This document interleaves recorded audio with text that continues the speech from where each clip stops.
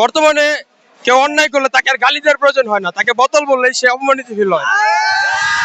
ঠান্ডা আপনারা জানেন বর্তমান সময়ে ফেসবুক বা সোশ্যাল মিডিয়ায় ভাইরাল একটা টপিক। ঠান্ডা মূলত সৌদি আরবের যে আরব শেখ তাদের প্রিয় একটা খাবার। ঠান্ডা তৃণভোজী হালাল একটা প্রাণী। ঠান্ডার জনপ্রিয়তা বর্তমানে যতটুকু আছে, মাহফুজের জনপ্রিয়তা তার থেকে তলায় নিতে গেছে, তার চেয়ে নিকৃষ্ট সে। এই জন্য আমরা মাহফুজ না ঠান্ডায় ঠান্ডা ঠান্ডা বলতেছি।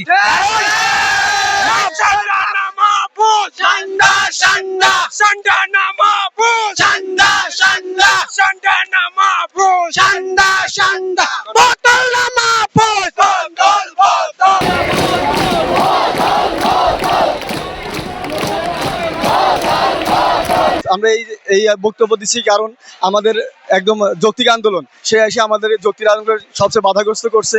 কারণ আমাদের যৌক্তিক দাবি নিয়ে, আমরা একটা বিশ্ববিদ্যালয়ের শিক্ষার্থী, আমরা কি কখনো চাই যে আমরা আবাসন বাদে থাকি? কারণ একটা বিশ্ববিদ্যালয়ে শিক্ষার্থী ভর্তি হয় কারণ তার আবাসন, তার থাকা, তার খাওয়া ম্যাক্সিমাম টানে তার বিশ্ববিদ্যালয়। কিন্তু আমাদের এখানে আন্দোলন নিয়ে আসার পরে আমাদের মন্ত্রী বা আমাদের উপদেষ্টা মাহফুজ সাহেব তিনি বলছেন যে এখানে কোনো যৌক্তিক, আমাদের ভিসি স্যারকে সে আরও অপমান করছে। আমরা তো এটা মানতে পারবো না। তার শিক্ষার্থী, আমাদের ছাত্র শিক্ষার্থী এবং ম্যামদেরকে তারা আহত করছে, এটা আমরা প্রতিবাদ জানাতে গেলে তারা আমাদের আরও বেশি মারতে গেছে। কিন্তু মাহফুজ সাহেব খুবই খারাপ ব্যবহার করছে। এই সম্পর্কে আমাদের মূল যে বক্তব্য হয়েছে ঠান্ডা না মাহফুজ।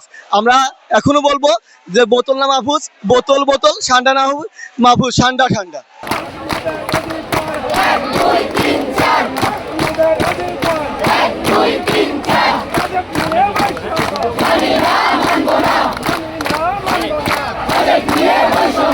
এখানে সবাই হচ্ছে একটা স্লোগান দিচ্ছিল, মাহফুজ না ঠান্ডা ঠান্ডা ঠান্ডা।